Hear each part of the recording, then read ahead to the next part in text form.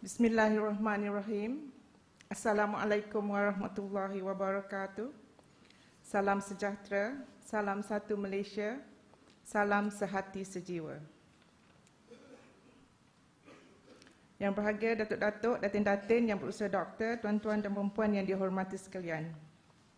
Saya amat berbesar hati dapat berada bersama-sama semua hadirin sekalian pada pagi ini. Seterusnya, izinkan saya menyampaikan ucapan saya dalam bahasa Inggeris. Distinguished guests, ladies and gentlemen, it gives me great pleasure to be standing before you this morning, and I would like to take this opportunity to thank all the distinguished speakers and moderator for being with us here to share their knowledge and experiences related to today's theme. Software engineering, a system must be usable, quality first. On behalf of the National Institute of Public Administration, INTAN, I am glad to welcome all of you to our Digital Hot Trends Series 4. The knowledge and information that you will obtain from this seminar will expand your horizon in areas related to software engineering and software quality assurance. Government has from there.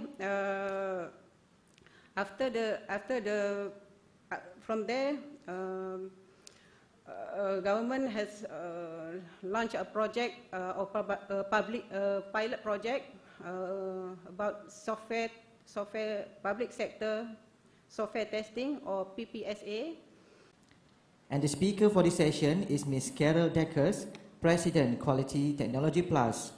May we now invite Ms. Carol Deckers to deliver her presentation with the topic Increase ICT Project Success with Concrete Scope Management. So let's talk about information and communication technology projects and why they're unique, what makes them different.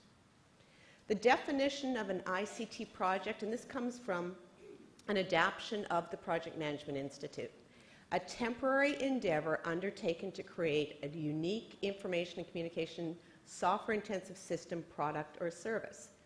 Often mistakenly, programs are called projects, and oftentimes projects in some of the larger organizations, including in the United States, never end.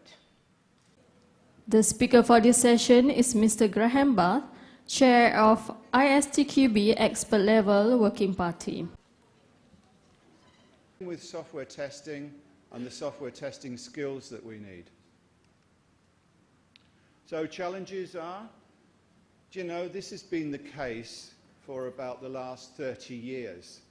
Testers are always chasing a moving target. Just when testers started to get comfortable with what they were doing, some guy came along and moved the goalposts. Some guy came along and said, well, we've got this new technology now. And you've got to catch up with that. You've got to be competent enough to... The speaker for this session is Mr. John Hager, System Software Engineer and Tester Consultant of Grant Software Testing, USA. I specifically want to look at estimation because I know a lot of you are probably going to be either working with IV&V teams, reviewing IV&V proposals, or maybe trying to figure out how much it's going to cost. My experience on doing estimation for IV&V, again, goes back many years, many times.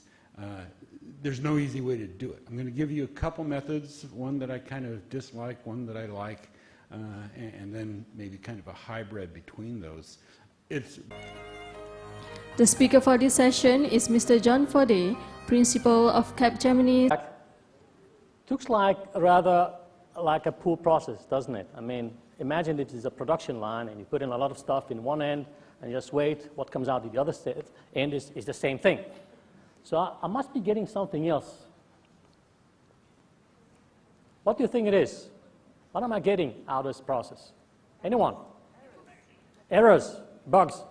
Let's just assume, just for the sake of discussion here, I did not find any kind of bugs in the system. All right? What did I get out of this process? Nothing. Then it's a very poor process, isn't it? I must be getting something else. Anyone? Assalamualaikum and very good afternoon. We continue the session today with a panel discussion. I would rather call it a chat session so that we are more relaxed, and we would also encourage this chat session to be we'd like to involve all of you in our chat session. So feel free to come in as and when we talk, and we do not have to wait to ask questions. I think let us make it as casual and informal, yeah? After all, it's a Friday afternoon, right? Exactly. Yeah. Exactly. Topic given to us is, it's a system must be usable, quality first. Is there anybody here that did the usability tutorial with me this week? No. Oh, I have to answer the question myself then. Yeah. Well, who determines whether usability is acceptable? Well, guess what? The users. Okay, now, who are the users? You have to decide, because there are so many different types of user. I got the question the other day, how do I, if I'm doing a public software application, such as for the government, who is the user? Well, there is no one user. So you have to do like almost equivalence partitioning to get representative users. And that can mean you take a representative person that is young, old, educated, not so educated, physically fit, maybe disabled. All of these people are users. Does not execute the tests. It's the user. So actually, the tester is just observing what the user is doing.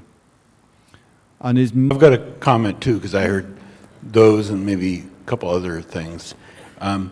We as testers and maybe test managers, when we're planning tests, if we're using the risk-based approach, you always have the problem that there's far more kinds of tests and areas to go into than you have time.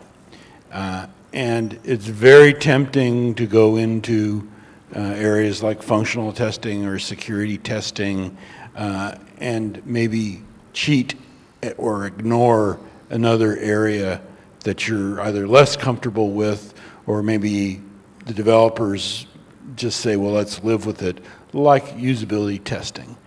And just to give you a little shock, in Europe there's a standard that people don't actually know very much about. What's that?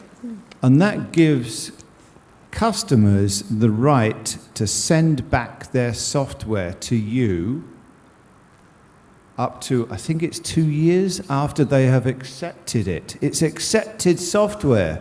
You've gone away already and spent the money, you know, it's gone. The system is accepted. They can still come back to you and complain about the usability of their application. Thank you very much to our panel of speakers.